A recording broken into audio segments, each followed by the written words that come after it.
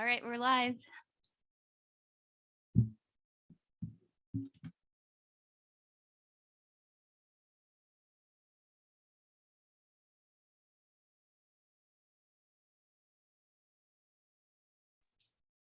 Oh, John, you're still muted.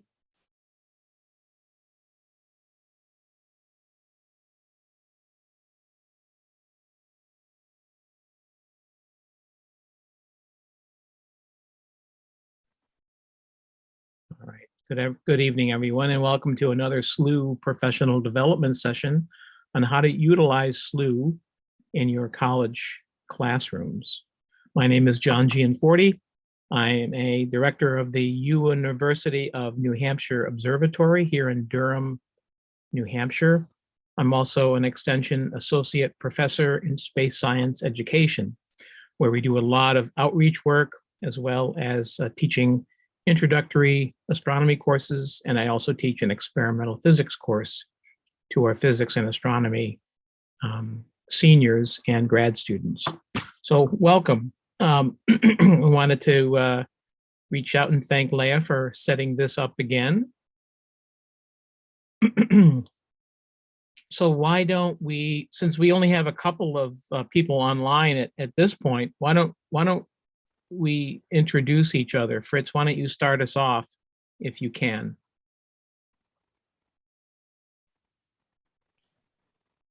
Fritz, are you there? I'm there, John. Am I unmuted now? Yes, you are. Can you hear me? Yeah, I'm Fritz Osell. I teach astronomy at Northern Oklahoma College. I built the observatory and the planetarium here. And I was at University of Hawaii for 33 years before coming out to start up the astronomy program at in Oklahoma. So this is new to me. I think this is a marvelous, marvelous tool that can be incorporated into my undergraduate classes. Although we have an observatory, I think this thing would really add another dimension to it. So I'll be hoping to steal a lot of your ideas, John, and be in touch with you pretty close. Thank you. Well, please do steal as much as you can, and please ask questions. Rodney, would you like to introduce yourself?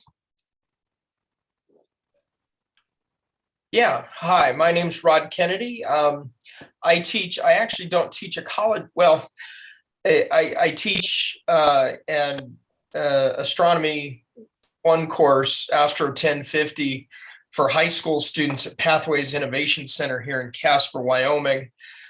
Basically, it's a dual enrollment course for high school students who want to take the course for college credit at the community college. So I basically have some students from both our local high schools, and yeah,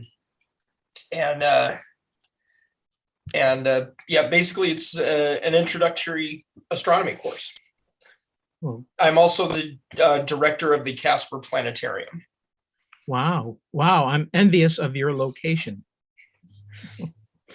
We've got some pretty dark skies, but the problem is when the skies are darkest and clearest, it's about 5 degrees outside. So yeah, I know what that's all about. But nonetheless, it's still nice in the summertime too, though. Yes, and I don't have to drive very far to get under very dark skies. So yeah, that's great. That's great. I love Wyoming. I've been out there a couple of times myself when I lived in Texas. So that's a beautiful place to observe from. Cool. So it seems like you're both in perfect positions and places, both geographically and academically, to utilize Slooh as a tool in your courses. I mean, just absolutely as valid for college as it is for high school. And the fact that you have a planetarium there is even more reason to implement Slooh as a tool for the course that you teach. So it sounds great. I mean, what better way to introduce students today in 2022 to how modern astronomy is being conducted and is going to continue to be conducted in the years to come, right? Where we do our observing in many cases, not completely, but in many cases remotely, with some of the most largest telescopes being controlled remotely from different places on the Earth. So certainly saves a lot of time and saves a lot of money, the ability to do that. And it introduces students to what astronomy is really all about, at least observational astronomy.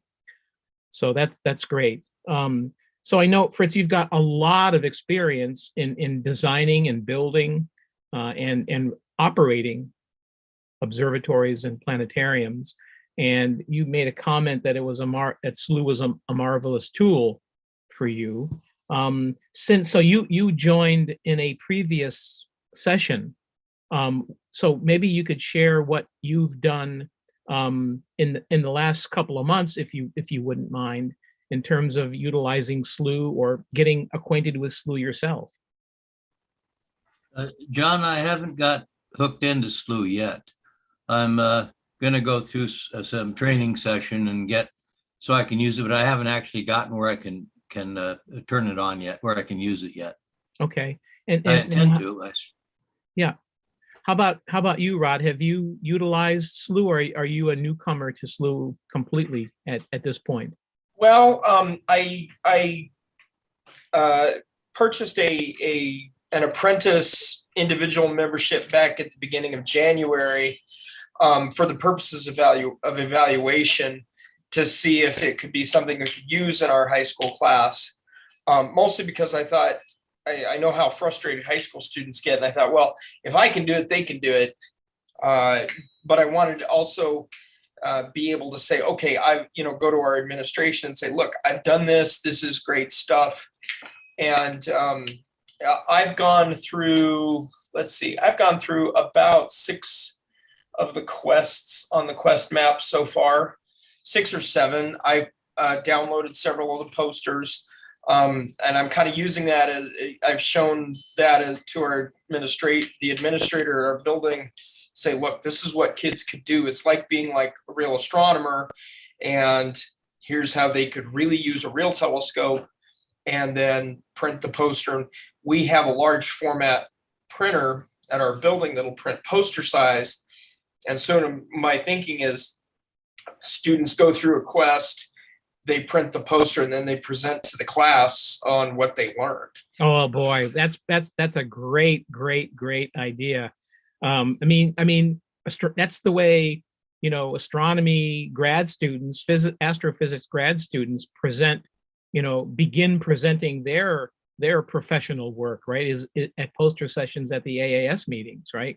And to give them the opportunity to show off their own work that they've done in your class with a poster that you get at the output of some of the quests is a great training for them, and it's exhilarating, right? It's exhilarating for them to stand up in front of a group of their peers, or even to younger students that are in your school district.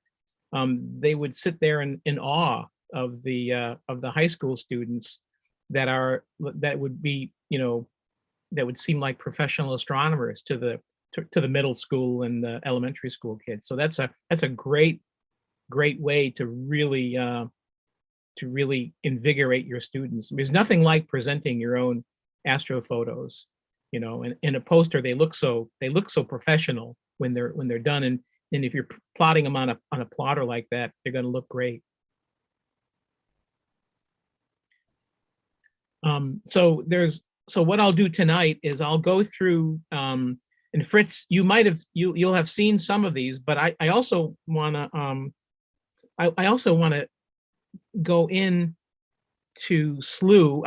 I always check Slooh first thing in the morning. My classes run this semester on Monday, Wednesday, and Friday, and we've just enrolled. We started our spring semester the last week of January, so we've been into it we're in our 4th week right now, our 4th full week. And so all of our students, by the first week in February, all 170 of my students in this Intro to Modern Astronomy class had enrolled, had received invitations and have enrolled, and they began exploring Slooh even before we did tutorial. which was great to see. I could see them posting pictures, and which was great to see. And it's even become a topic of conversation in our classes. We have a learning management system, even though we're teaching face-to-face now, thank goodness. We still have an online learning management system where a lot of the material is also available to the students, online, in addition to the face-to-face lectures and labs that we're having. And we have a discussion board section of our learning management system, and it's plastered right now with typical Slooh pictures from both the Canary Island and the Chile site. So it's already starting to infect the whole class. I get a little email announcement when somebody makes a post to the discussion section, and I've been getting lots and lots of them with them posting their images. They used to send me them via email, which used to clog up my inbox. But now I got them to use the discussion boards, and now they're posting their images there, and they're commenting on each one. And, sometimes you'll see a streak through the Slooh image, like a satellite passes in front of the object, and you should hear the discussions are the kids formulating, what their theory of what we're looking at. No, it's an airplane. No, it's a flaw. It's a flaw in the camera. No, it's an asteroid. Or so it's really interesting. It's getting them to think about analyzing their images more than just looking at pretty pictures. So that's it's just a great general tool. So what I wanted to do before we go too far, Fritz, is to actually go online. So I always check Slooh, what telescope, see that the solar telescope is online before I go into school. And today, the sun is really, really active. I don't know if either of the two of you follow what the sun is doing on a day-to-day basis. We haven't gotten to the sun and talking about stars yet, but we're going to be doing that in about 2 weeks. But I've already got them keyed into and kind of talking to them about how what happens out there affects us down here in very measurable ways, right? And so looking daily at the Slooh Solar Telescope, Canary 5, is a real eye-opening experience because it looks very different every day. And today there was this huge outburst on the far side of the sun by this enormous sunspot group that's very active. And if it had been Earth facing, we could have been faced with some actual issues, which underscores the connectedness of Earth to the sun and the inner solar system. The whole concept of space weather is really foreign to most of my students. A lot of my intro to astronomy students are not physics majors. I get an occasional physics major that's really interested in astronomy, but for the most part, I get English majors, communication majors, nursing majors, business majors. I get a lot. We have a big school of business here. So they really know nothing about this. Might be the only lab course that they take in their college career. And having Slooh as a component allows them to delve more deeply into the universe than they ever would have been able to do without Slooh as a supplement to our course material. You want to comment on that, Rod or Fritz? Well, we the community college that I cooperate with here in Casper, they occasionally get science. They occasionally get a physics student who wants to go on to the university and do physics and astronomy, but a lot of the ones here are elementary education majors. And we try really hard to emphasize that. It's like, look, this is a science that kids are fascinated with. And if you can bring them some of the wonders of the universe to your classroom as an elementary education teacher, your kids are going to just eat it up. I mean, they may or may not care one bit about sprouting lima beans or whatever, but you start talking about the stars and they swallow the hook. They do. It's a great hook. It really Yes. is. And that's a really, really good point. That astronomy is kind of a gateway science, right? It introduces them to the world of science, whether it's biology, chemistry, physical science, physics, astronomy, geology, psychology, computer programming. I mean, I always talk to my psych majors about, how would you like to spend, 9 months in a spacecraft with 8 other people that you don't like? How do you deal with that? How do you get people to Mars and back in one piece without killing each other? Right. So even people in the psychological sciences who psych majors never really thought about that. Business majors, right, who might end up being lawyers or working in government. I said, you might have a mission proposed to you that is looking at a space telescope designed to search for near-Earth asteroids. Let us study how that might be a good idea. Why might that be a good idea to spend resources and time investigating objects that can come close to the Earth? And Slooh is a shoe-in for that kind of exposure to hands-on science, right? Hands-on science became kind of a buzz phrase back a few years ago, but and Slooh has really redesigned that concept by making these telescopes and camera combinations available to so many people.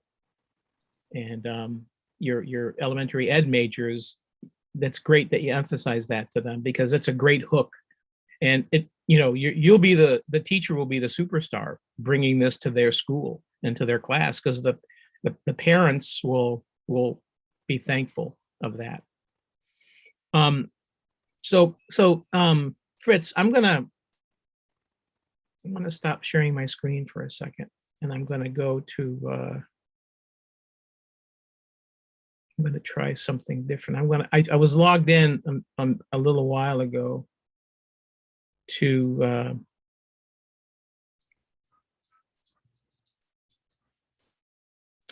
the Slooh website, and there's a lot of telescopes that are open tonight. And I'm going to get back to here we go. Okay. So I'll share my screen, and I want to show you what it's like when you log into Slooh. This is what you see when you first log in. Since you haven't spent much time on it, I wanted to give you a little intro. So when you log in, I have a couple of different IDs that I use, but this is the opening screen that you see. Of course, Rod, you're familiar with this because you've done several quests. But this is the great graphical user interface that you see when you first log into Slooh.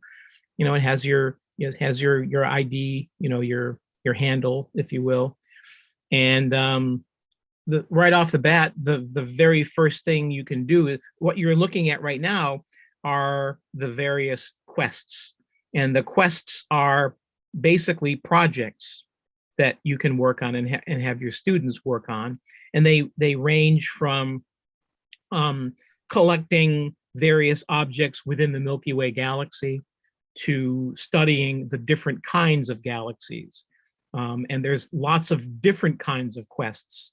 I'll go later into the webinar. I'll go into some of the quests that I've used for actual assignments, but this is just a map of some of those quests that you can pick. And about a year, maybe 2 years ago now, Slooh did a really interesting thing. The quests consist of missions that the student is required to go through and take pictures of. Say you're doing a mission on the planets, image the planets that are visible in the evening or the morning sky, and answer questions relating to those planets. All the information contained in order to answer the questions is contained in the quest, which is great. They don't have to go outside of Slooh to answer any of the questions. They can if they want to. But by the time they've collected their images, by the time they've answered the questions, they can download that completed quest as a PDF and submit that to you as a completed assignment, which revolutionized my labs that at the time I was doing all online. And it was an enormous help. Now, even though we're face to face, I still use some of my favorite quests to get the students utilizing the various telescopes and collecting images and getting these great professional looking posters. In addition to them answering all of the questions that back up exactly what we're covering, both in the labs and in the lectures and in the textbook and in the homework. So Slooh lets me hit them like the third or fourth time with the material, but in a very visual way. And they have a sense of ownership when they've collected those images. But I won't dwell too long on this, but the very first thing you want to do when you eventually log in to Slooh is you just click on this observatory icon way on the upper left of the intro screen, and it shows you the various telescopes. The Chile telescopes 1 through 3 are not online tonight, probably due to weather, but the Canary telescopes, Canary 1, Canary 2, 3, and 4, all of them are online. And let's just take a look at the big half-meter Canary 1 telescope and see what that's looking at right now. We are looking at M106. Oh, a M106. lovely galaxy discovered by Pierre Méchain in 1781.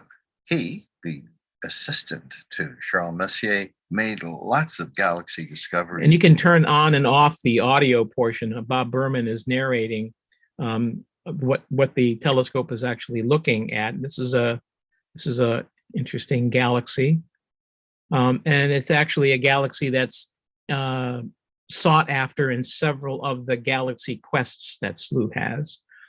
So let's take a look at another observatory. Let's go look at the Canary 2 telescope. Let's see what it's looking at. And in order to acquire an image, so we have these telescopes that are all online at this observatory. We're looking at NGC 663, which is an open cluster. And there's several different ways to grab an image or to schedule a mission to go and obtain an image of a celestial object. The easiest one is just to sit here and watch the telescopes. Every 5 minutes, they'll slew to a different object. And you can, if you want, oh, that looks like an open cluster. We're studying open clusters this week. It would be great if I could have a couple of examples. And I just click the camera icon, and now I have a picture of NGC 663 in my photo hub. And if I go back to the home page and look and click on this little photo icon here, it has a picture of that cluster right in my photo folder, my photo hub right here, ready for me to download and implement into my lecture for tomorrow or next week or whenever I want to use that. So it's just an amazing tool in many different ways. And I'm not going to go into the various ways that you would schedule missions, but that's just one way to do that. If I go take a look at Canary 3, you can also, if you want to be more choosy about the images that you take, you can also go to the Q tab right here. Let's just take a look and see what we're looking at here. This is NGC. I don't know what it is. It looks like an open cluster. But you can go to the Q tab here and find out who scheduled missions tonight on this telescope.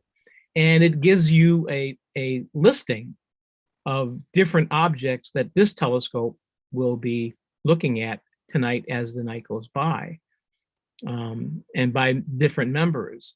And when you get to one of these missions, this is the really neat part, when you get to one of these missions where you see these 3 horizontal circles here, you can hop on that mission, even if you didn't schedule it yourself, right? If I wanted a picture of another open cluster for something I was doing in class, I'll just click on join this mission. So I can hop right on this mission. Now I've joined this mission. I'm finished.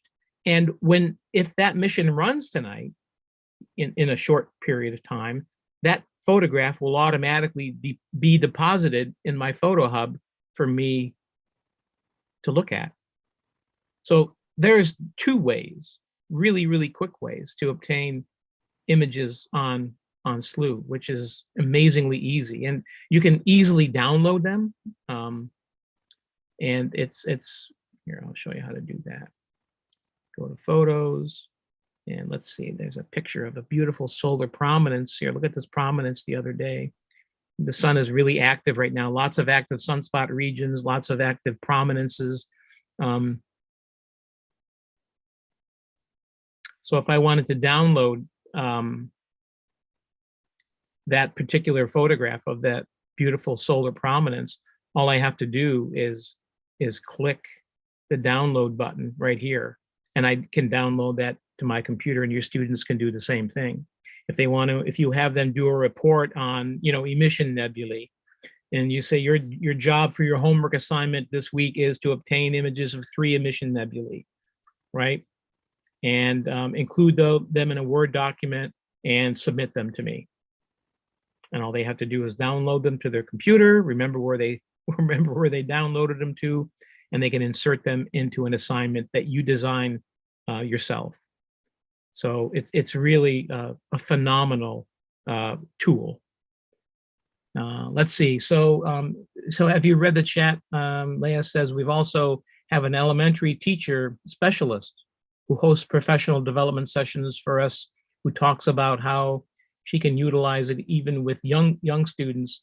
If any of your education major are interested in bringing Slooh into their future classrooms. So Slooh is really thought of in depth on how to follow up on something that you had shared, Rod. Okay, so let me go back to my my slides here. So let me go a little bit forward here. Let's see. Okay. So, like I said, there's only a couple of people online tonight, so please just unmute yourself, make comments or questions as we're going along here, okay? There's a couple of questions that we've kind of already touched upon, so I'll just go over this slide pretty quickly.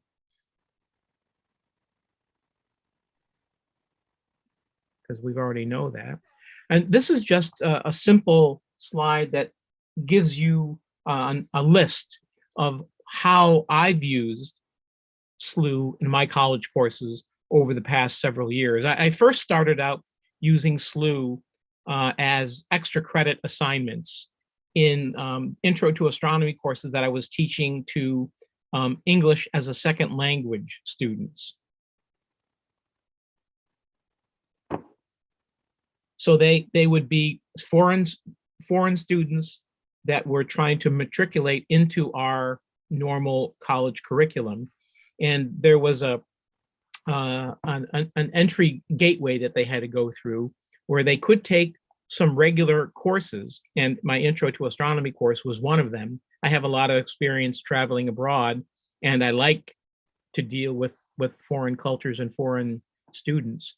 So I got the assignment to teach this course, and we used Slooh primarily several years ago as an extra credit assignment, right? If you want to earn some extra credit, take some photographs of, planetary nebulae. When we studied, the stages of stellar evolution, and we start talking about planetary nebulae and white dwarfs and all, I would assign, simple assignments where they could just schedule a few missions, grab a few pictures, do a little research on those objects, and submit that as an extra credit assignment. But the more I did that, and the more enthralled the students got with utilizing Slooh, they would spend a good part of their night just sitting there in the queue watching what objects were viewed, and when they saw something they were interested in, they just snapped a picture of it.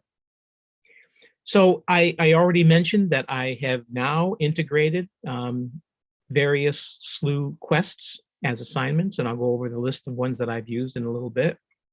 I've actually used some of the Slooh quests into our lab rotation, and not only in online lab situations, but our face-to-face labs that we conduct here on campus face-to-face. I have 2 teaching assistants that assist me with the lab portion of the course.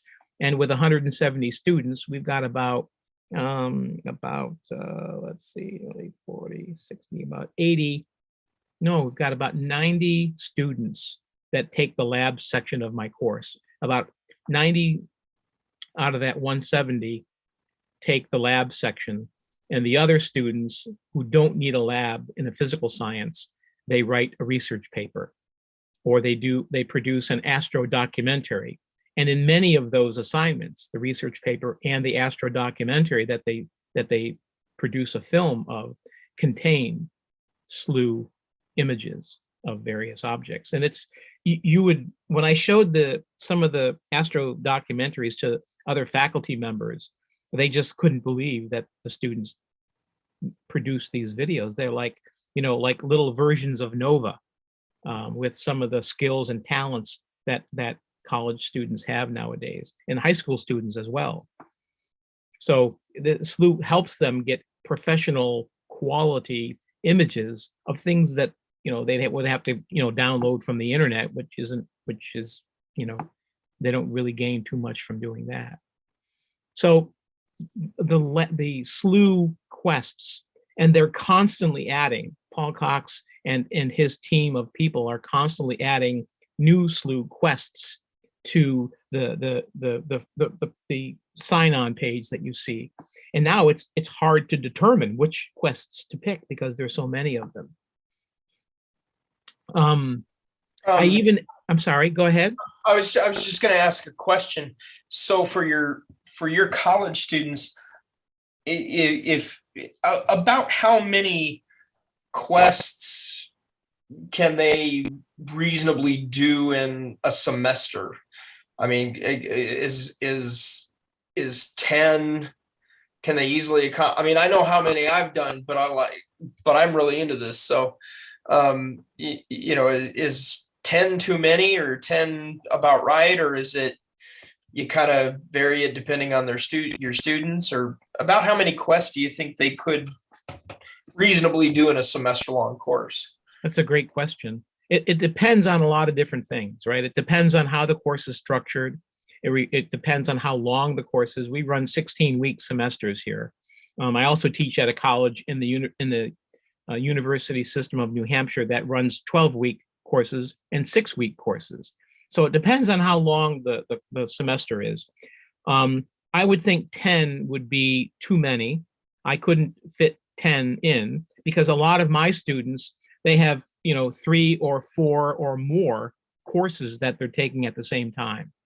So there's a limited amount of time for a 4-credit course. We're set up with 4-credit courses. We expect our students to spend between 12 and 16 hours a week for a 4-credit course on attending lectures, going to labs, working on homework, and other assignments.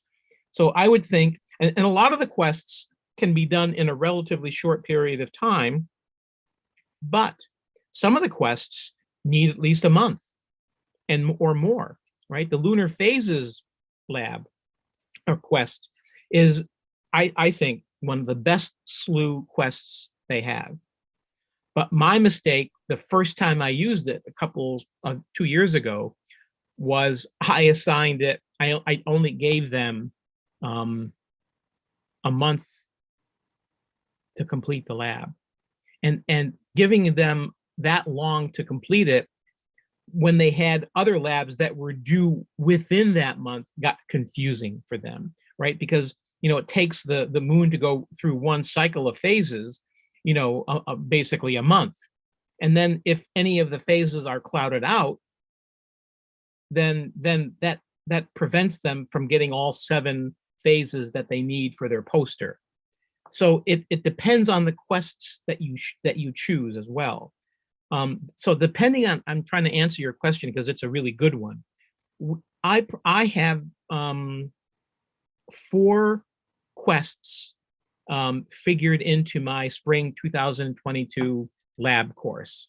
And some of the labs don't involve Slooh, but 4 of them do. So I'm going to be doing 4 Slooh quests this semester.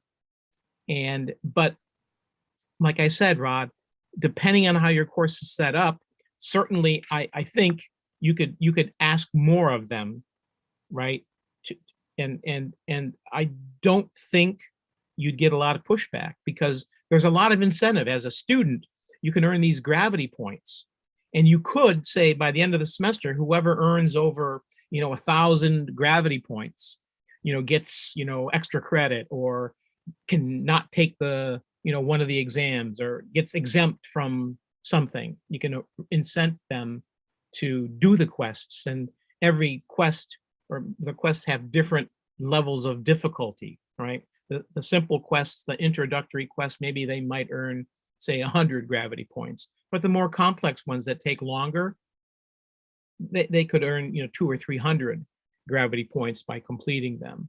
And a lot of times you can if you're not set on a weekly lab schedule like we are, you could have them working on multiple quests simultaneously, right? So it's a great question, but there's a lot of different answers to it. So it really depends on you and the course you're teaching.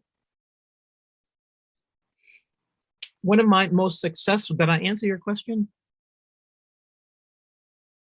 Yeah. It's I was just kind of getting a ballpark idea. It's like, our semester is about 18 weeks in length. So, but the first one and the last one are, so we're kind of looking at about a 16-week where we're actually doing some, first week is introductory sort of things, and last week is, wrapping up and final presentations and things like that. Sure. So, yeah. One of the most successful implementations that I have to brag about is what I call the Slooh Observatory Project Report. And depending on the course, this particular report is worth between 20 and 30% of the student's final grade. And the course that I teach, that's normally offered in the fall and in the spring, those are 16-week semesters. But the school also offers what they call a J-term course, which runs between the semester break over the holidays. And it's a 4-week course. So it crams 16 weeks worth of content into a little over 4 weeks, which is a killer. I tried to take a Python computer programming course once that was 6 weeks, just about killed me. But it's a chance for students to earn between the 2 semesters, knock a physical science discovery course off of their required courses that they have to take, and earn 4 college credits in a month, basically. So if you're willing to put the hard work in. So in that case, the Slooh Observatory project report would be worth more, say 30% of their final grade. So the students are expected to select from all the Slooh images that they've collected during the semester, whether it's a 4-week semester, 6-week during the summer semester, or a regular fall or spring semester, 16 weeks. Out of all the pictures that they have in their photo hub, their job is to pick 5 that they like the best. Research, do outside research, sure, use the Slooh information that's available on the objects, but go beyond that. Go beyond that. You're the professional astronomer, in your field of research is planetary nebulae. Research planetary nebulae that you've selected and pick things out that you think your classmates would be interested in learning about planetary nebulae, or elliptical galaxies or star clusters, that kind of thing. And I asked them, as a part of that assignment, to give me their impressions of Slooh. So let me, I'll put a couple of these are comments right from their reports. Sometimes the grammar isn't quite right? But I took them right from their reports and put them on a PowerPoint slide. So this is one student's impression of Slooh. I'll let you read it for a second, and you can. And these are they're unedited. This is exactly what these students have said about utilizing Slooh for my class in my class.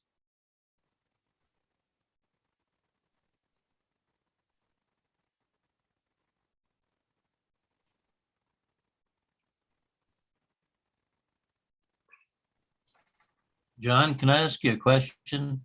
Sure, Fritz. About how many of your students during the semester actually use Slooh? You've got 170 in your class. Do Yes. all 170 use? They all have to use it. Even the non-lab students, that's about 80 students, have to use Slooh because all of the students have this Slooh Observatory project report to produce. It's usually due the last day of class. So they have the whole semester to amass images, and the last day of class, this final report is due. And so all the students in the class are required to use Slooh. I mean, if they choose not to, they won't get a good lab grade. And if they're not lab students, they won't be able to submit this assignment because I don't accept images that they take off the internet. So they all have to Do they partner? Do you allow them to partner? No, I haven't. They're all individual assignments. In our face-to-face labs, we usually pair the students up, but they have to submit their own lab write-up. Okay. This is a little bit longer. In the student evaluations that I urge my students to do at the end of the semester, they don't all do it, but a significant fraction, about 66, 68% of the students fill out the evaluation. I haven't got one evaluation comment about Slooh that said, you know, I recommend you not use Slooh anymore. Right. They all speak very highly about, it's a very engaging instructional tool. I'm considering having some of my undergrads mentor K-12 students, partner up with a K-12 student on a, looks like a Slooh project would be kind of ideal for that kind of a deal where the college astronomy student is mentoring a 5th grader or 6th grade kid. And my wife's a 5th grade teacher in a local school district. And I know she would be hurrahing you right now for that suggestion. That's always a great teaching students is a huge area for success. Everybody wins when you do that.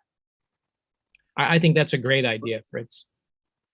Well, the nice thing about Slooh is I could actually have an undergraduate in my class mentor one of your wife's 5th graders. Yeah, and that's work exactly together on a project. That's exactly right. You're right. So just some rhetorical questions. What I wanted, yeah, Fritz, did you want to say something? Yeah, I'm working on submitting a grant proposal to enable my undergrads, rather to enable members of Indian tribes in our communities. Oklahoma's got a lot of tribes in it. Yes. To submit some of their sky stories, and then I'll point them to the object in the sky that's in their sky story, and they can actually take a picture of the object, and then we can put together their sky story with a modern science interpretation of their whatever it is in their cultural. That's a fantastic idea. That's really creative. And if you could get your students to a planetarium of some kind, you can have them present those things on the planetarium domes. Yeah, that's great. And that makes it hugely immersive. Yeah. I have a planetarium. Yeah. So yeah, I've got a planetarium at our college.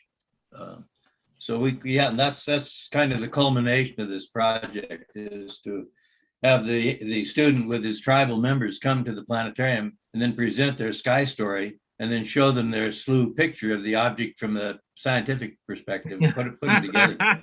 Wow. That- Wow, that's that good. work in- That's That's work really- in Wyoming too. That would work wonderfully in Wyoming because you got a lot of tribes in Wyoming, I assume. Yeah, actually, there's only two on the Wind River Indian Reservation, the Western Arapaho and the Northern Arapaho and the Eastern Shoshone. But there that would be a great, thing for them to, do and present. And because sky stories are, every culture has their own sky stories. And I had a that's one of my students, that's one of their options for their final project, is present the sky stories of a certain culture. They get to pick, and that's one option for their project. But if we could integrate these kinds of images in there, that'd be, that just kind of, hey, these are images I took and this is my presentation and I'm telling the stories, and there's a lot of ownership there. So Yeah, there certainly is. Those are great ideas. I'm envious. That's a great platform to get people into your planetarium, and where people to share what they've done in astronomy. How big is your projection dome, Rodney? we've got a 30-foot dome, built in 1966. And we just a year ago, I guess it's been about 10 or 15, we replaced our Spitz A3P with a Konica Minolta Media Globe 2. And then a few years ago, we started using a program called UniView and a Barco F90 projector. And then 1 year ago, we started using the nightshade system from Digitalis. We basically had some grant money that needed to be spent, and that's the system that traditionally goes with this projector. And I even have we do student interns from the community college learn how to run it. They learn how to run it in about an hour. And that's part of their, they're mostly elementary ed majors. Like, okay, you learn how to present sky stories and astronomy, programs like this to the general public. Yeah, that's great. Looks like Leah put something in the chat for us to take a look at.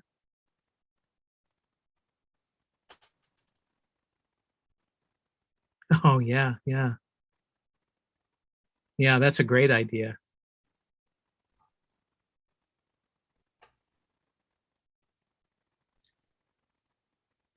Wow, that's great to know. That's great to know, especially with a diverse audience in your school, right? This is a great thing to do. Well, and the Digitarium, or the Digitalis nightshade system, you can go through, it has all the traditional Greek constellations, but it's got sky cultures for, frankly, some cultures I had never heard of before.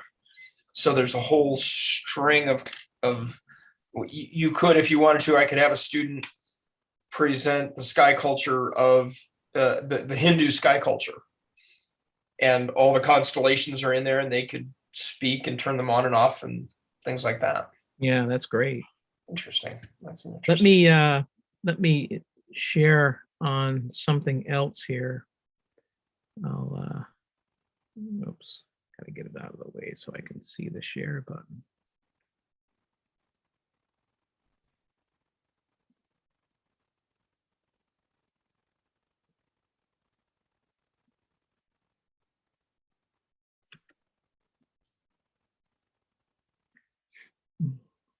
I'll show you what my Slooh Observatory project report looks like in the syllabus. This is a section of the syllabus that I've included here. This is what they see when they read my syllabus. I should also say that I know somebody mentioned grants and things like that. Our our university pays for the membership for our students. The students don't pay themselves. So that's I think I'm very fortunate. Not every college has that option, but that's how I can demand the students to participate using Slooh as a part of the course, right? They don't have to pay. And so everybody in the class has their own membership. So this is the way I word this assignment, and you don't have to read everything about it, but this is what they see. And then how I introduce Slooh to them even before we meet. I usually email the syllabus out a couple of days before they have access to our online component of the course. Again, these are face-to-face courses that have a learning management system that there's a lot of things online that students can read, in addition to the lectures. And I do give them quite a bit of information about Slooh, kind of whet their appetite for it. And then what I'll usually do is I will have Paul Cox, the chief astronomer here at Slooh, give a live tutorial. I did that back at the beginning of the semester, early February. And he gave, right during class, I piped him right into the class, and he was the star of the show. And I gave them a chance to ask questions, and then Paul recorded that and placed that recording in our class clubhouse on Slooh. So they log in, they go to their club, which is really easy to get to. And there it is in the discussion right there. They just click on it and they can watch the tutorial all over again if they have a question. So this is basically what the students see in their assignments, in their syllabus, about this big assignment that's due at the end of the semester. And here's a couple of examples. John, Yeah. does their Slooh membership end when the semester ends? Yes. It's not exact. Luckily, Slooh is a little bit slow to terminate their membership. So it ends up going a little extra. I think that's just luck. But yes, the They membership, could keep it going. They They could could, keep yes. it going if they're willing to pay, couldn't they? Exactly right. Yes. And some of my students are still, when I first started doing this, fully integrating Slooh into my intro to astronomy class in 2017, some of those students that graduated last year were still members, if you can believe that. So, which is really good. So I'm running out of time here. So I'm going to just show you a couple of the assignments themselves. This was last spring when I taught this course last spring. This is the Slooh image that they selected. They have certain requirements. They have to tell us what telescope they use, what the object is, and when they took it, and then research the object, on what they think their classmates would be interested in that object. I want the hardest part of the assignment for them to pick 5 out of all the images they took. I tell them that at the beginning of the semester. I want this to be the hardest part. You pick only 5 that you like the best and tell us why, and tell us something interesting about that object. So there's always some really favorite galaxies, whether the images are really, really beautiful or they have catchy names like the Hamburger Galaxy or Thor's Helmet or the Running Man Nebula, right? Those are always favorites, but the moon is always a favorite object to submit. Sometimes they just pick single stars. John, do your students use the observatory at your university also? Yes, they also use the observatory. We have them go out at least once, hopefully twice, to the observatory, which is on campus. They have to take a bus from the campus. It's a small community. Durham's a small town of about 15,000 people. When not counting the college. When the college is in session, it doubles. Yeah. So the observatory is on the campus, but it's about a 15-minute walk from the center of the campus. So it's not very far. So I wanted to get down here to a couple of the Rosette's also pretty popular. Bode's Nebula is also a popular one. But these are the kind of research tidbits that some of the students select to include in their Slooh Observatory report. And some of them get quite elaborate. I'm panning down quickly just because I'm running out of time.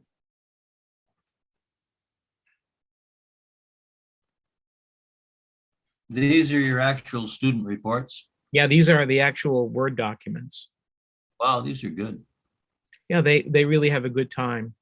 They really enjoy, and they really understand the objects once they observe it, and then you make them go find information about, the Rosette Nebula. They're pretty knowledgeable about it after that.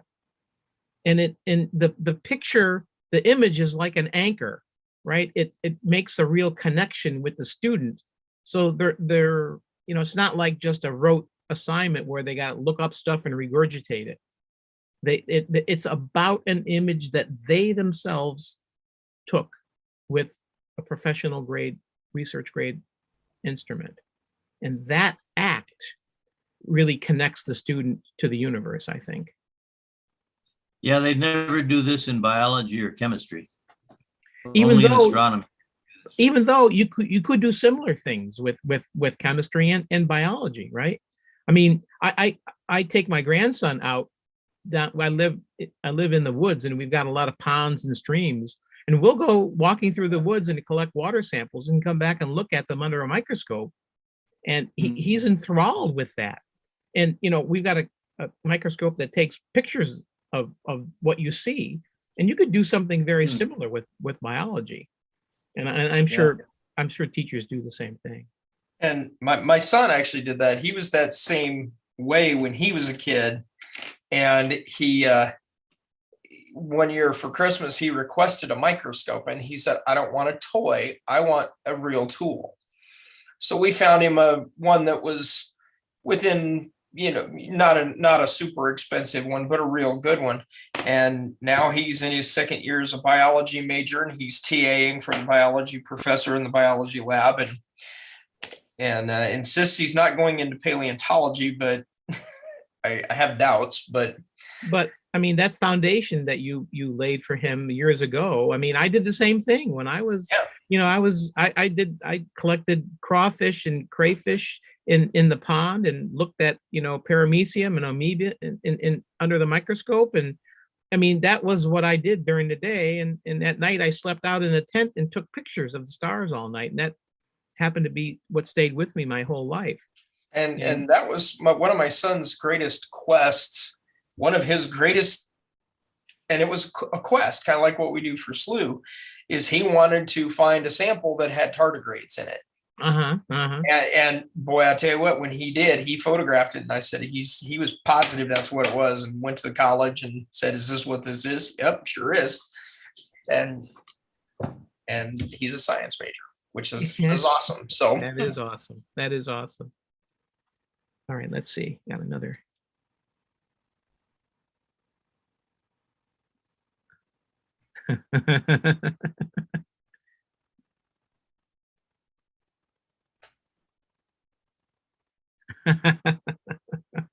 Yeah, I know. That's what I mean. The videos that the astro documentaries that some of the non-lab students produce, I love it to see peppered with Slooh images that they've taken. It's a way to slip in a lot of different Slooh pictures that you've taken over the course of a semester. So it's really, it's amazing what students can do. My 12-year-old granddaughter is making movies with her iPad, and she rivals some of the college students. It's amazing what they can do in using their creative juices once they start flowing. So that's all I have to present, but I'm happy to discuss or answer any questions that you might have. Thank you much, John. I'll keep in touch with you. Yeah, please do. I see a person that I didn't see before. It says Letitia. Did I say that name right? Yes, you did. I was in a meeting, so I just joined in with Slooh. And mainly the reason for me attending was that I wanted to learn how to access the student licenses, because I was granted a grant from Slooh, and I was just excited about that. Have you logged in yet? I did. I logged in yet, but I was just kind of like playing with it a bit, but I really don't know how to set up student accounts just yet. I see. It's really easy. It's really easy. Do you want me to talk about it for a bit? Do Absolutely. Okay, so let me I can show you what I gotta share my screen here.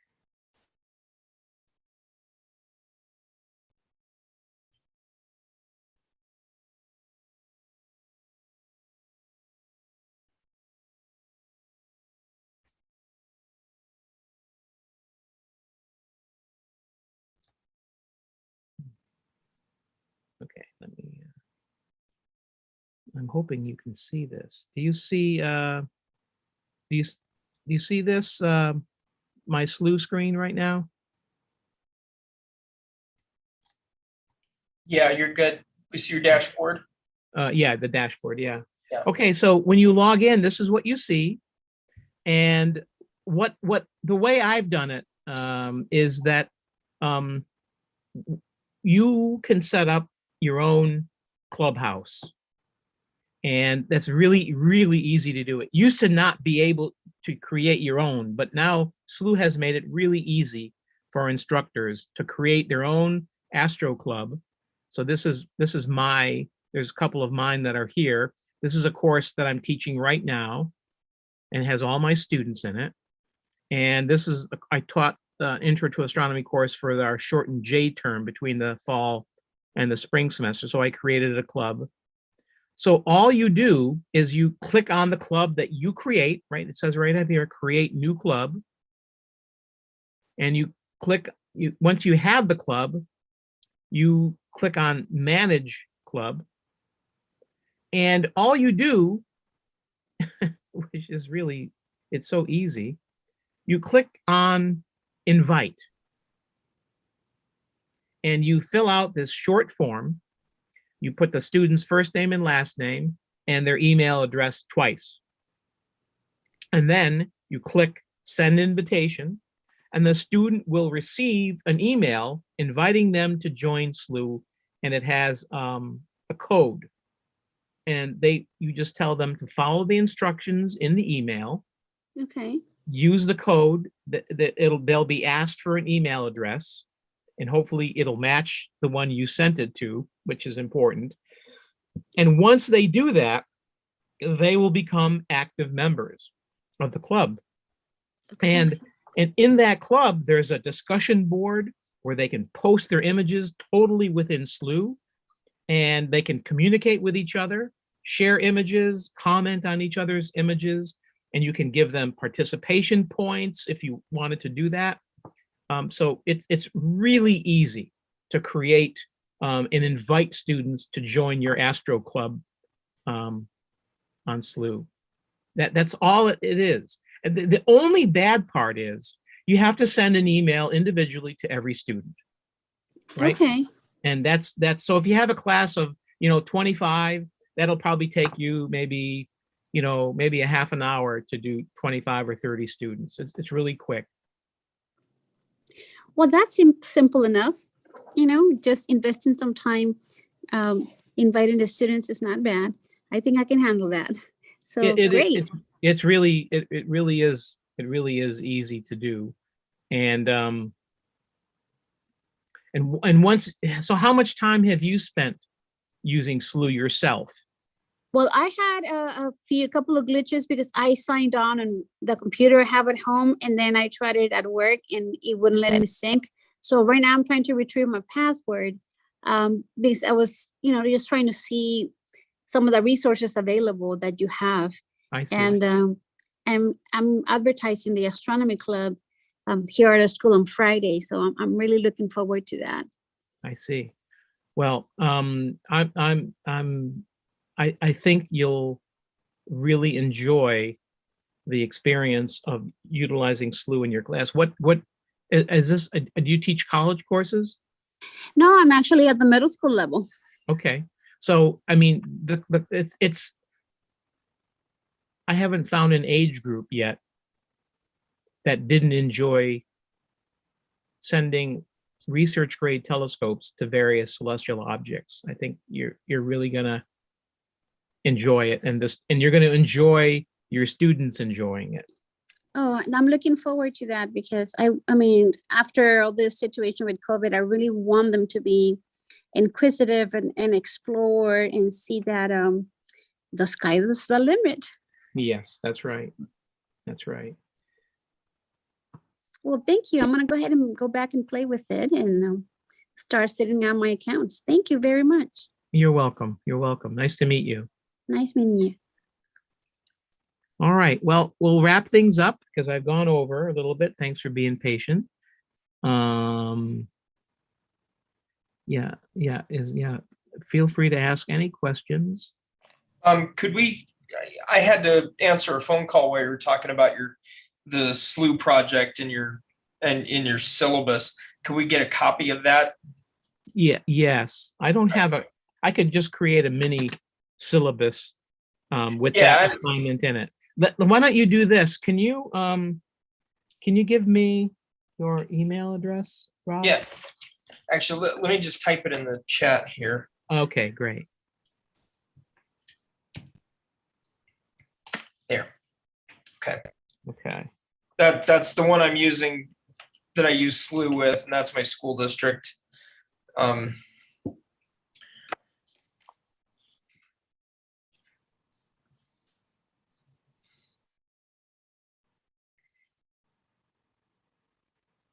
MYNCST.org. Yeah. Yeah. I will I'll take a snippet from the syllabus and make it into a Word document, and I'll just send it. I'll send it to you.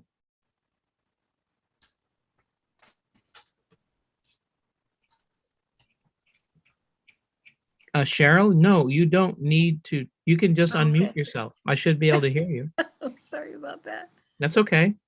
Yes, I came on really late. I've been wanting to talk to somebody for a while. So I have the scholarship or whatever. I have some opportunity to use it with my students. And I'm the science teacher for a charter school, and I teach 7 through 12. So I'm the science teacher for the whole school.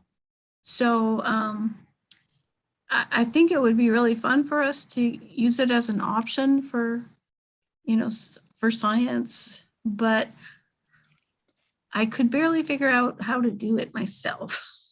I did. You mean to utilize Slooh? Yeah, to get the students on and to get them going on something that's focused. So you have grades 7 through 12, Cheryl? Yes. Okay. And have you ever logged on to Slooh and looked around yourself? A little bit. I tried to do a couple of the quests, and I would get stuck because I couldn't figure out how I was supposed to, even taking a picture of the moon, I think was one of the easier quests, but yeah, I couldn't really figure out how to get there. All right, let me see if I can do this. Okay. I will say this is something that has been a concern for us for a while. So we are releasing something soon to help with that first step, because we know there's a little bit of a learning curve, a lot of learning curve, a lot of times at the beginning when you're just getting started. My goodness. Sorry, I'm very thirsty. But so hopefully when that's released, that can also help you And as you can see also on John's screen, there's a Quest curriculum guide, which can also help guide you in terms of like kind of units that might be covered in certain. Great, Yeah. Yeah, that is a must. I would download that right now. If you log into Slooh, this is your entry page, right? This is the dashboard. Download that curriculum guide. It is really, really helpful. And that will help guide you which quests will help you get across what topics and concepts in astronomy.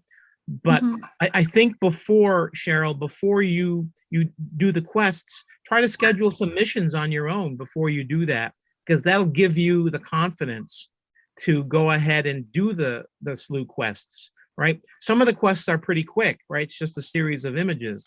Others, though, you know, they're more time consuming. They take time, like the phases of the moon, for example. You know, that takes at least a month, and it'll take you more than a month because you're going to have a couple of those phases that are clouded out. But for example, let's just look at the observatories. If you click on the observatory icon at the upper left of the sign-on screen, if you click on that, it'll show you what observatories are online tonight. And if you look, you scroll up, it says the Chile observatories, you know, 1 through 3, they're offline tonight. It's probably cloudy down there, right? Yeah. But the Canary observatories, you know, 1 through 4, all those telescopes are online and they're open. So let's just click on 4, and here's Canary 4, what it's looking at. I don't know what it's looking at yet, but it's looking at NGC 4594. I don't know what it is, but we'll find out here in a second. It's a spiral galaxy. You can see the nucleus right here.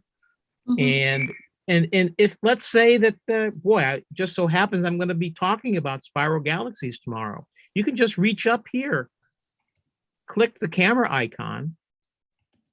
Now I've got that picture. And if I go back to the home page and I click on my photo hub, that picture is already in my library. And if I was giving a talk on spiral galaxies or Slooh tomorrow, all I would have to do is download that to my computer, and then that image is mine to do whatever I wanted with, incorporate it into a lesson or an assignment or something like that. So that's a really easy way to get pictures taken. And if you, let's just click on another telescope. Let's look at Canary 3. That's also online. And here's what it's looking at right now. It's looking at the Crab Nebula, which is a supernova remnant. It's a. Have you ever looked at this through a telescope? No. It's a very colorful object. And this is through I think this is Canary 3. But if I was interested in grabbing a picture of that, I just take a picture of it. Now I've got that picture. And if you do nothing else, if you stick yourself on a telescope and click on the Q tab right here. Right now I'm clicked on the live tab. It's showing us what the telescope is actually looking at right now. But if you go to Q, it will show us what the lineup of objects that telescope will be looking at on through the night. For example, you know, at 7:15, it's going to be looking at the Running Man Nebula. It's right above the Orion Nebula. And it looks like there's a couple of missions to that. But you can see for several hours in advance what that telescope will be going to later in the evening. And you can also schedule a mission like this. For example, this is one of my favorite star clusters. It's a gorgeous star cluster in Orija. It's one of the most beautiful open clusters in the sky, I think. You can click on this series of horizontal circles, click on this, and this person, Kea Woodland, scheduled a mission at 8 o'clock to go and image this object, M37. You can join her mission by clicking here and clicking on join the mission. and you want to join her mission, and you come down to the bottom of this screen and you just hit finished. And now when that telescope takes a picture of M37, that picture will be sent over to your photo hub right here. When that mission clears, it'll be deposited right there. When either when you're watching or when you wake up the next morning, that picture will be in your photo hub, which I think is absolutely amazing. The students don't even have to be online.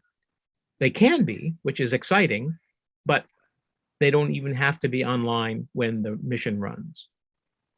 So that's just a couple of ways to grab images. And I think the more images that you take yourself, the more comfortable and confident you'll be with doing the various Slooh quests, because all of the quests deal with capturing images.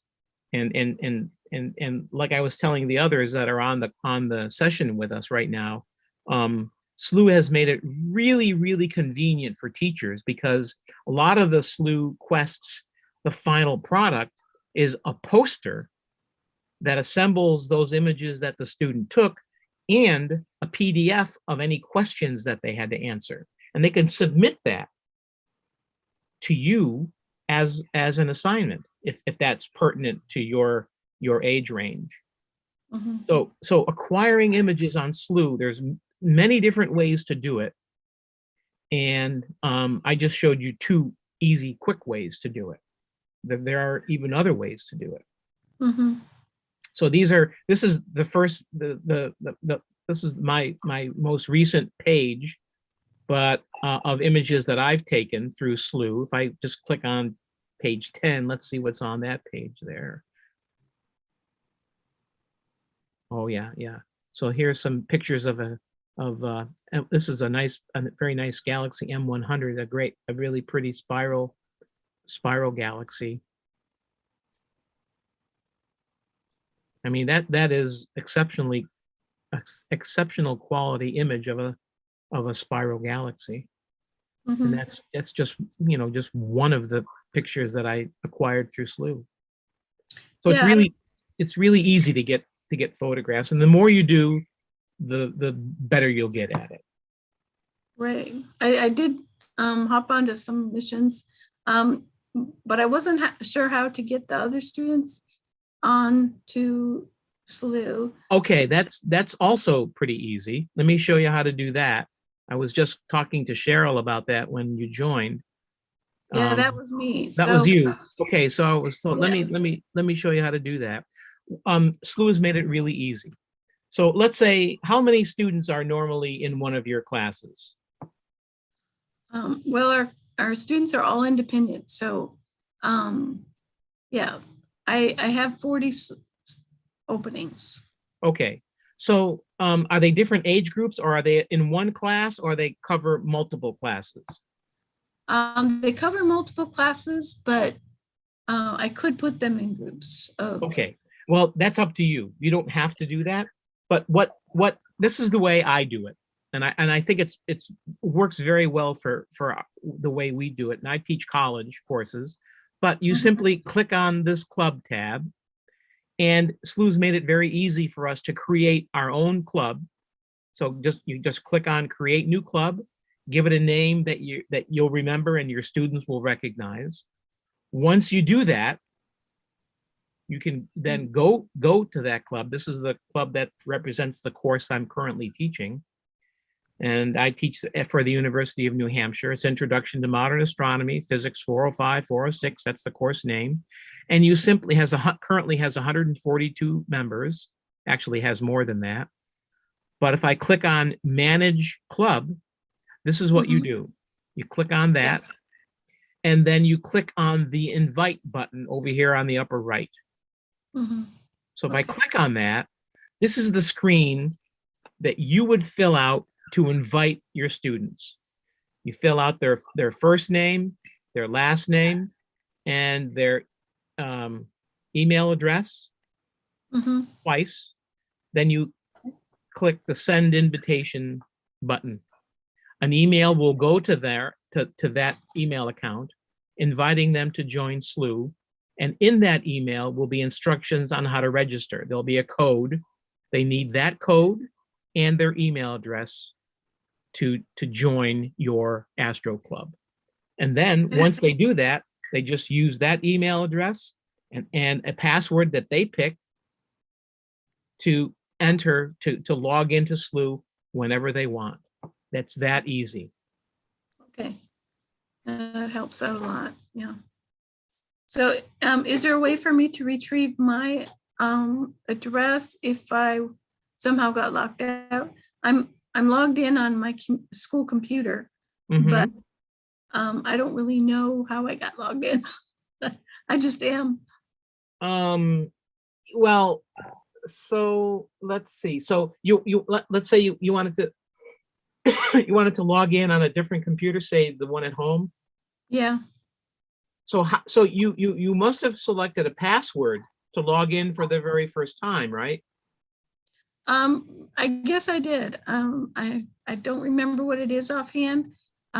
They also gave me like I think a code to get in. They gave you a code Right. to log in for the first time, but then Mhm. they asked you when you did that, they'll ask you for a password, and it's Okay. that password that you enter every time you want to log in. Okay.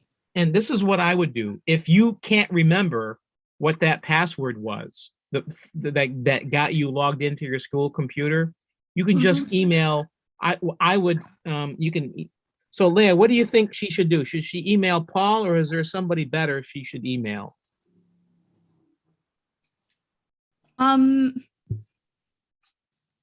Yeah, you can email Paul, or I think maybe just support at slooh.com is also a good one. We have somebody on support who can help with that stuff. We're also filling out we're going to have a more robust support page as well, coming like really, really soon. Lots of changes, huh? Yeah, it's a really big kind of launch, but it's not going to affect the like, it's not going to be like when we went from version 3 to version 4, which is what we're on now, where it's like it's not the full I can't think of the right word, but like cosmetic. It's not like a cosmetic change. It's a lot of back end stuff to help with supporting teachers and supporting new members and stuff like that. So part of that is also fixing up our support page a lot. So could you put that email, the support email address, so Cheryl can contact them in case she can't remember her password? I mean, that happened to me too, Cheryl, so don't worry about it. They'll help you reset that password, or they'll help you reset the password so you can log in on any computer, right? Right. And then that will answer your question on how to log in from home or any computer for that matter. Okay. Okay. But it's really easy to invite students to join. And I've always gotten great support from the Slooh support folks. Okay. And do you have other questions? No, that's pretty much it. I don't see that support thing. Did you type it in the chat? I haven't. I'm just making sure that that's the right. Okay. Yeah, because I want to make sure that that's currently connected to our support staff member. At the very least, you can also always email education@slooh.com for sure. Okay. Yeah. I like Slooh's email addresses. They're all very short. And easy They're all to very remember. short, but I still they're all forwarded to us as different people. So sometimes like there are very old ones that aren't applicable anymore. Support is most likely Yeah, I'm sure that that's forwarded to Valerian. But yeah, like Oh, we had so it we was had called- like an old one that was So it was called totally not- education. education at slooh.com. That's okay. Yeah, that one's always checked. You can also go to support.slooh.com and open a support ticket. That's another really great way to get immediate help. Yeah, that's a good way to do it. That's Okay. that more so than that's why I was like a little hesitant on that email address, is because that's really generally how we have people go through support. Okay. And the more detail you include as to what your issue is, the quicker they can get the issue resolved for you. Yeah, let me Right. put that. So for the younger grades, it's more like a supplement, right? To for the curriculums, because I don't know that we actually have a astronomy curriculum in our school at all. So at this point, I would just look at the curriculum that you have and sort of match it in with some of the standards. Is that what we're doing to bring it into our classroom? Well, so every institution is different, right? And if you don't have an astronomy curriculum, it's kind of an important thing to have, because that will help you, that'll help guide you to what aspects of Slooh you want to implement as supplements to what you're doing, right? I mean, Yeah. so you're teaching a pretty wide age group from grade 7 through 12, right? And the curriculum is going to be different for a 7th grader than it is for a 12th grader, right? Your expectations are going to be different. The way you reach the students, the assignments are going to be different. So, but I mean, I can talk to you offline about developing a curriculum for your school, but that curriculum will definitely what aspects of astronomy you want to cover with your students as their science teacher will then dictate, in not in hard terms, but it will dictate, it'll suggest to you what aspects of Slooh will best fit the bill for what you're doing, right? So typically, right, when you teach an astronomy course, you have a basic section that talks about, why we see what we see in the sky above us, right? Mhm. We spend a little bit of time talking about some history of astronomy from prehistoric all the way to the present day, right? That's another block. And then, depending on what your mindset is and how much you know about astronomy, you might start with, the solar system, right? Start with planets, and then maybe graduate to the sun, which is a star. And then talking about the sun feeds you into the aspects of stellar astronomy. What are stars? How do they form? How do they work? What do they do? How many different kinds of stars are there? How do we classify them? Right? And that's a pretty long process, right? Designing a curriculum, astronomy curriculum for your school, that's like a whole summer long project, right? To do. And but the general order of things is, you talk a little bit about the sky, a little bit about the history of astronomy, and you start simple. You start with planets, solar system, stars, galaxies, cosmology, the Big Bang and all that kind of stuff.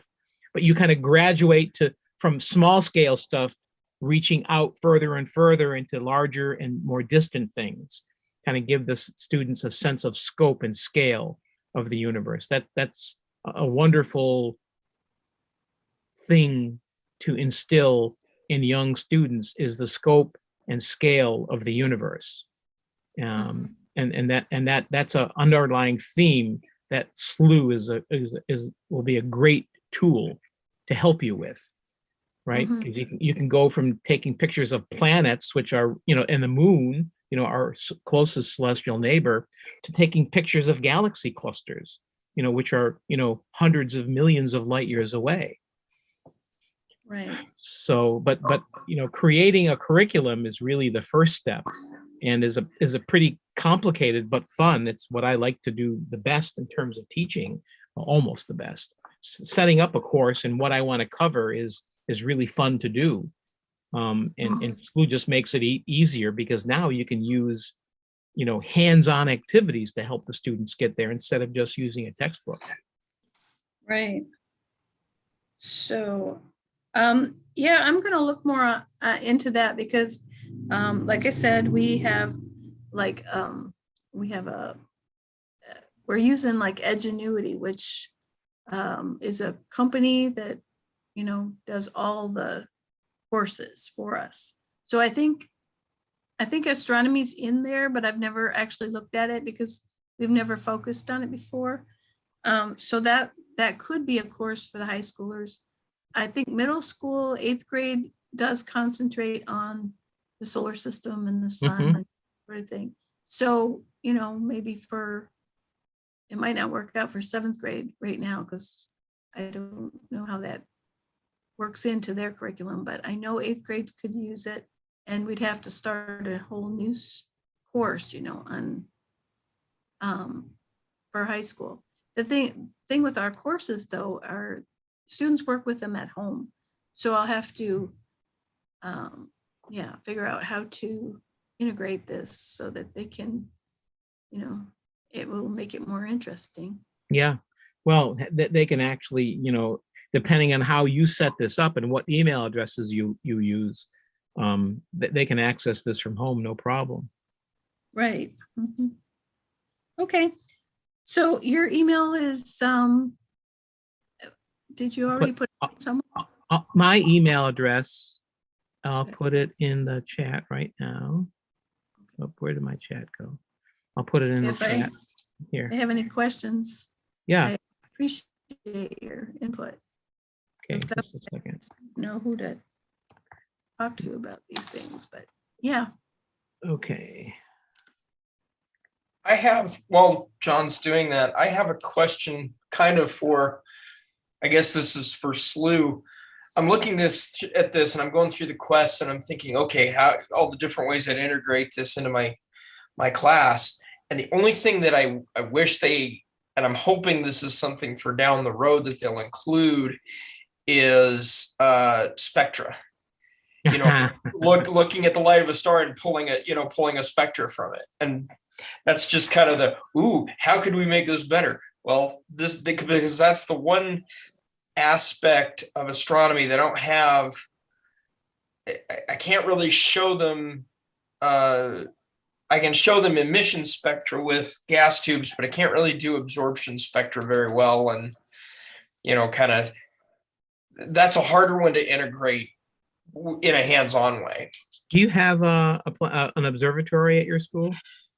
We've got a small one it's not at the school, it's here at the planetarium. It's got a 12-inch Schmidt-Cassegrain telescope. Oh, okay. And we do have a setup where I could capture spectra with a DSLR, but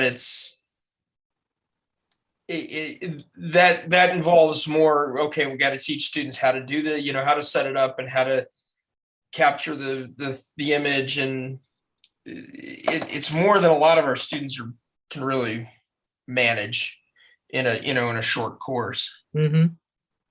Yeah, I can pass that along to Paul and to John. Paul does a lot of the technical things. I am but a lowly, basically the esthetician of. So I'm a little. I mean, I'm a amateur astronomer in that I love astronomy, but I'm not always the best to ask for these kinds of things in terms of like logistics for us to get those kinds of pieces of information. Sure. for you. But yeah, it's something I can pass to Paul, or you can also email Paul about, and Paul at slooh.com. Again, very easy email addresses. John's always hungry for quest ideas. So much so that it's like we can't even churn them out fast enough sometimes. So yeah. And she's not kidding about that.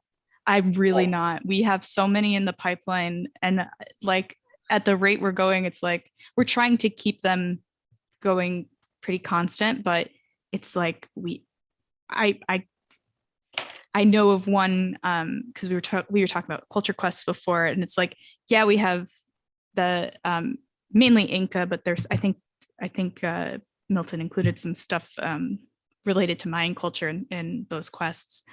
But we've also talked to Cameron, who lives in New Zealand, about doing Maori mythology. And so like I can see into the future, like that's down the pipeline, but Lord knows when we're going to have that ready and completed. But we are always looking to fill things out and make our quests as well-rounded as possible. Sure.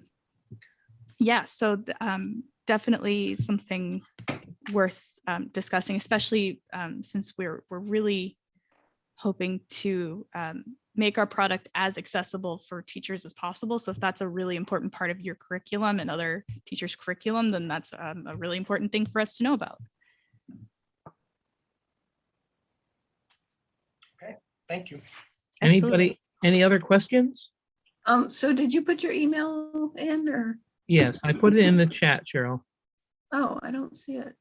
John, you know why? Is because you are you're not in as a panelist, and it was set to panelists. But here, I will. Oh, sorry. did Yeah, I? you just did send I? it to everybody. It's okay. Oh, I can. I didn't type send it to everybody. You're right. I Yeah, did. they automatically have it to host and panelists only for some reason when you do the I see. chat. I forget every time too. I didn't realize that. So I put it out there. Oh, you did too. Now you definitely can't miss it. Okay, so now I have it UNH EDU. And I'll send that what you requested, Rod. I'll send that to you. Perfect, thank you. I'm gonna go ahead and sign out because it has been snowing all day and it looks like the roads are getting terrible, so I'm gonna. Yeah, but you head got out. the X-Wing behind you. You can just take that. Yeah. I wish, yeah, I wish I did. It'd be a much shorter commute home, so. Actually, it's not that bad. I live in a moderate-sized city in Wyoming. In fact, Wyoming is basically one city with really, really, really long streets. So. All right, thank you so much. I really appreciate Thanks it. everybody. That was really Yes, thanks everyone. Nice to meet you all.